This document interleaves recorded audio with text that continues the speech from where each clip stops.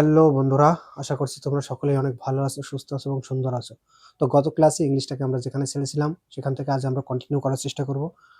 গত ক্লাসে আমরা নাউন জেন্ডারটাকে কমপ্লিট করেছিলাম। সেখানে আমরা দেখেছিলাম জেন্ডার ৪ প্রকার: ম্যাসকুলিন, ফেমিনিন, কমন আর নিউটার।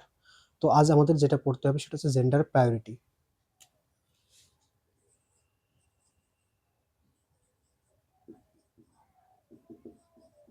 ওকে, তো জেন্ডার প্রায়োরিটিতে যদি আমরা প্রায়োরিটি দেখি তবে আমরা প্রায়োরিটি লিস্টে সবার আগে ম্যাসকুলিন জেন্ডারকে দেখতে পাবো, তারপর নিউটারকে দেখতে পাবো, দেন আমরা ফেমিনিন জেন্ডারকে দেখতে পাবো। দু একটা এক্সাম্পলের সহযোগে যদি এটা আমরা বোঝার চেষ্টা করি তো আমাদের জন্য সুবিধা হবে। তো ফার্স্ট এক্সাম্পল আমি লিখছি,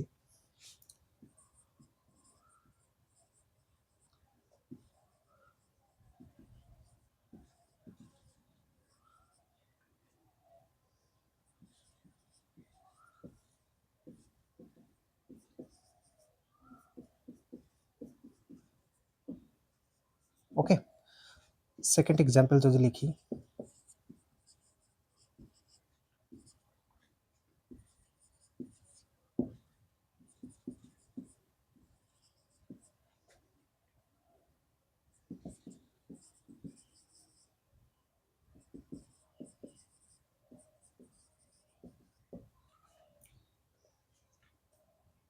তো এই দুটো এক্সাম্পল যদি আমরা বোঝার চেষ্টা করি তবে আমরা কি দেখতে পাবো, যে a doctor must be sincere towards his her its patient.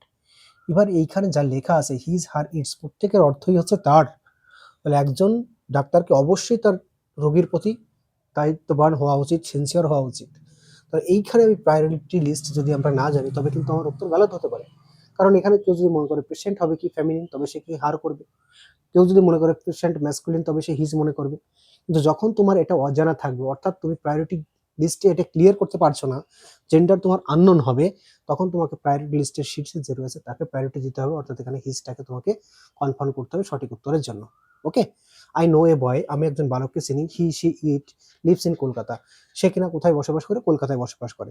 তাহলে আমি যে বয়কে চিনি, ওকে, এখানে বয় যেহেতু বলেছি এখানে আমরা সবাই হি করবো, কিন্তু বয়ের পরিবর্তে যদি আমি এখানে লিখতাম আই নো এ স্টুডেন্ট, তবে কি হতো, তবে কিন্তু আমি জেন্ডারটা আননোন হয়ে যেত আমার কাছে, তাই না? তাহলে স্টুডেন্ট সে মেল ফিমেল বোথ হতে পারে, তো যে যেভাবে অ্যাজিউম করবে সে তো সেটার উত্তর করবে, কিন্তু না, আমাদেরকে যেটা করতে হবে সেটা হচ্ছে নাউন প্রায়োরিটি আমরা শিখছি। তোমাকে নাউন প্রায়োরিটি লিস্টে সবার উপরে রয়েছে ম্যাসকুলিন জেন্ডার, সেখানে আমাকে হিকে প্রায়োরিটি দিতে হবে। আই নো এ স্টুডেন্ট, আমি একজন ছাত্রকে চিনি, he lives in Kolkata. Okay, এবার আমি যদি বলি পরের এক্সাম্পল, স্টুডেন্ট শুড ইউটিলাইজ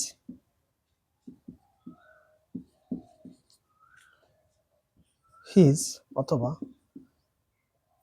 হার অথবা it's time.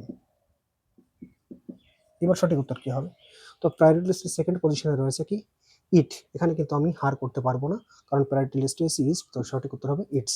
I student should use light its time. Okay, তাহলে এই যে প্রায়োরিটি লিস্ট এটা কিন্তু আমাদেরকে জানতে হবে, এটা যদি আমরা না জানি তবে কিন্তু আমাদের গ্রামেটিক্যাল ইরর দেখা যাবে, নিজের মনে হবে না আমি যেটা করেছি সেটা ঠিক, কিন্তু না, এক্সামে কিন্তু প্রায়োরিটি লিস্ট তোমাকে মনে রাখতে হবে, আদারওয়াইজ তোমার দ্বারা কিন্তু ইরর হয়ে যাবে এক্সাম হলে। তো প্রত্যেকে এটা মাইন্ডলি মনে রাখতে হবে প্রায়োরিটি লিস্টের পজিশনটা। ওকে, তো এটা জানানোর ছিল, আমরা জেনে নিলাম। এরপরে আমাদেরকে যেটা শিখতে হবে বা জানতে হবে সেটা হচ্ছে নাউন কেস। চলো সামনে আমরা দেখি নাউন কেস কি।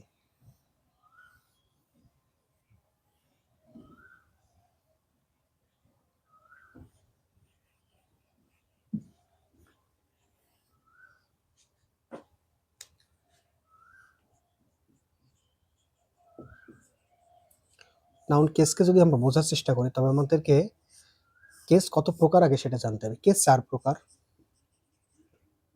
Subjective case, objective case,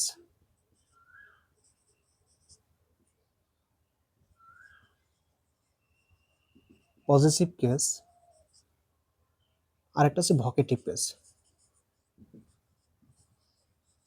subjective case, noun use as a subject as a subject, নাউনকে সাবজেক্ট হিসেবে ব্যবহার করা হয়। অবজেক্টিভ কেসে noun uses as a object. Positive case show করে ওনারশিপ অথবা রিলেশন, যেখানে ভোকেটিভ কেস অ্যাড্রেস করে অ্যাড্রেসাল। বিষয়টাকে আমরা একটু বুঝে নেওয়ার চেষ্টা করি। আমি একটা এক্সাম্পল এখানে লিখলাম, মোহন ম্যারিড রিয়া। হু ম্যারিড রিয়া, আমরা জানি হু হর দ্বারা প্রশ্ন করলে যে উত্তর প্রদেশের নাউন হয়, তাহলে মোহন ম্যারিড রিয়া এই বাক্যের সাবজেক্ট কে? ভার্বের আগের পজিশন সাবজেক্ট, সাবজেক্ট মোহন।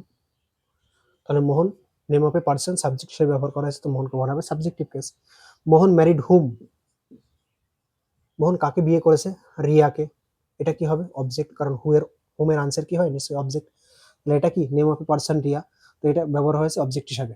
তাহলে সাবজেক্ট অবজেক্ট কি আমরা বুঝতে পারলাম? সাবজেক্টিভ কেস অবজেক্টিভ কেস কি? এবার আসি পজিটিভ কেস দ্বারা আমরা অ্যাকচুয়ালি কি বুঝি, ওনারশিপ বিভাগ কি আর রিলেশনশিপ বিভাগ কি। আমি লিখলাম রথিনস শার্ট, মতলব কি? রথিনের জামা। তাহলে এই যে শার্ট, শার্টের মালিক কে? নিশ্চয়ই রথিন। এটার দ্বারা কি প্রকাশ পাচ্ছে? ওনারশিপ। আর লিখলাম আমি রবিনস ব্রাদার, এখানে তার ব্রাদার সঙ্গে রবিনের কি রয়েছে? রিলেশন। ওকে, তাহলে এই পজিটিভ কেস দ্বারা আমরা যেটা বুঝতে পারছি সেটা হচ্ছে কি ওনারশিপ অর্থাৎ অধিকার অথবা রিলেশন অর্থাৎ সম্পর্ক। তাহলে এই যে পজিটিভ কেস, এই পজিটিভ এর ব্যবহার জানতে গিয়ে আমরা আরেকটা যে বিষয়টাকে জানলাম যে লিভিং পার্সনের সঙ্গে যদি আমরা অ্যাপোস্ট্রফি এস যোগ করি তখন সেটা পজিশন অর্থাৎ অধিকার শো করে। তাকে আমরা কি বলবো? তাকে বলবো আমরা অ্যাপোস্ট্রোপিও এস। অর্থাৎ লিভিং অথবা নন লিভিং এর সঙ্গে যখন আমরা এই সাইনের সঙ্গে এস যোগ করি তখন তাকে আমরা কি বলি? অ্যাপোস্ট্রোপিও এস। তাহলে অ্যাপোস্ট্রোপি এস পজিটিভ কেস হিসাবে ব্যবহার করা হয়, এটা আমরা জানলাম। এবার আসি ভোকেটিভ কেস। ভোকেটিভ কেস অর্থাৎ অ্যাড্রেসাল, অর্থাৎ কোনো একটা নামকে যখন আমরা অ্যাড্রেস করি কোনো কিছু বোঝানোর জন্য তখন তাকে আমরা বলি ভোকেটিভ কেস। ওকে, তাহলে এটা ছিল আমাদের অ্যাপোস্ট্রোফি এস এর ইউজেস। এটা থেকে কিন্তু কোশ্চেন পরীক্ষায় বারবার জানতে চাওয়া হয়। তো এই অ্যাপোস্ট্রোফি এস এর যে ফ্যাক্টরটা বললাম আমরা ওনারশিপ, আর একটা বললাম রিলেশন, এটা